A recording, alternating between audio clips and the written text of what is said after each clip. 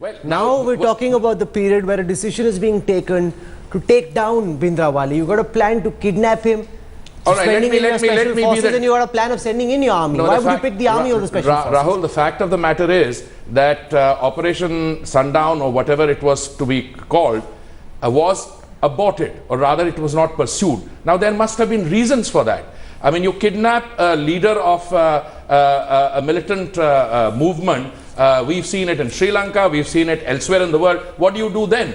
Unless you tackle the causes of the militancy, and unless you are able to bring about a political solution which accompanies the action, you're going to have chaos. And what we have witnessed in Punjab was, I believe, a process which was not thought through. So I'm afraid, choosing between the devil and the deep sea, why we chose, why the political dispensation chose Blue Star over an operation on which the full facts are not known, there must have been reasons. But then we should not place ourselves in the situation of evaluating two. We know one was a disaster, policy-induced disaster, which was Blue Star. About the rest, my friend Ranade Jayadev, with whom I had the privilege of going to university, we are very close friends.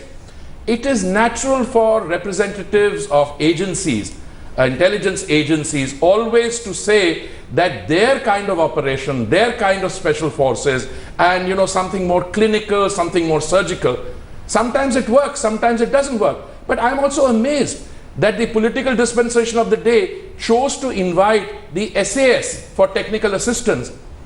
This in and of itself shows that it is a very significant step that this kind of an option was considered. Now, maybe those who were responsible for the management of the RNAW at that point of time, some of them are very much around, intellectually active. You should invite them to... We did. I must make that disclosure to our viewers that those raw officers who were involved in this operation were spoken to by me personally and our team through the day-to-day. For one reason or the other, they chose not to come. We also invited R.K. Dhawan, a former advisor, worked very closely with Indira Gandhi to this program. He refused to come. We invited spokespersons from the Congress party to come. Now that these details are being put out by India Today magazine for the first time, we wanted someone from the Congress to come and explain the context, but they chose to not participate in this program, leaving the question, Sandeep, why would Indira Gandhi pick a military operation with the brutality that the army involves over a covert operation? You've researched this story. What's your best guess? Rahul, what I was told is that Indira Gandhi, towards the final months before Blue Star, she was almost consumed by a desire to avoid civilian casualties and reduce collateral. And let's not forget, you're talking just 13 years after the Bangladesh war, the Indian army, it was really, its stock was at its highest. And when you have the army chief walking into her office and assuring the Prime Minister repeatedly that there wouldn't be any civilian casualties, what option is left before the Prime Minister? If the weapon of last resort keeps assuring her this, that the Indian army, an institution like the army, assures her that there will be minimal collateral and casualties. And to my mind, the Indian army grossly underestimated the opposition and overestimated its strengths. You're saying that the army misled the Prime Minister by saying that the casualties would be lesser. And naturally, Madhukishwar, if you're willing to give the Prime Minister the benefit of the doubt, if then Army Chief and the Northern Army Commander tells you we can do this with minimal casualties, is it fair to say that that's the right decision the Prime Minister of the time took? I think there's enough today known and written about this whole tragic phase of Punjab and Indian history to try being so generous. I don't think we need to be so generous towards Indira Gandhi. I don't think she deserves benefit of doubt for the simple reason. I want to make 3 quick points. One, Operation Black Thunder that KPS Gill led. It did not produce casualties, it was transparent, it was open, it achieved its purpose, and it destroyed the credibility and the romance around militancy. He did it with such surgical precision, carrying even media teams with him, national and international.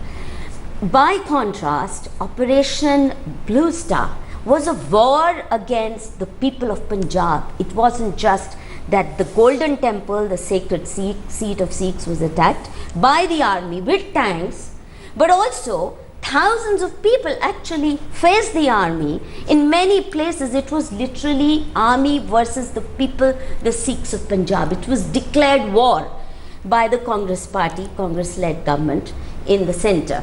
Thirdly, I think these choices that you are presenting today, whether a covert type raw operation or army invasion of Golden Temple, they have a background. Let's not forget Bhindranwala was propped up by the Congress party to undercut the Akali party, to grab hold of this entire Gurdwara network and to defeat Akalis in elections. That was the whole purpose, to undercut them.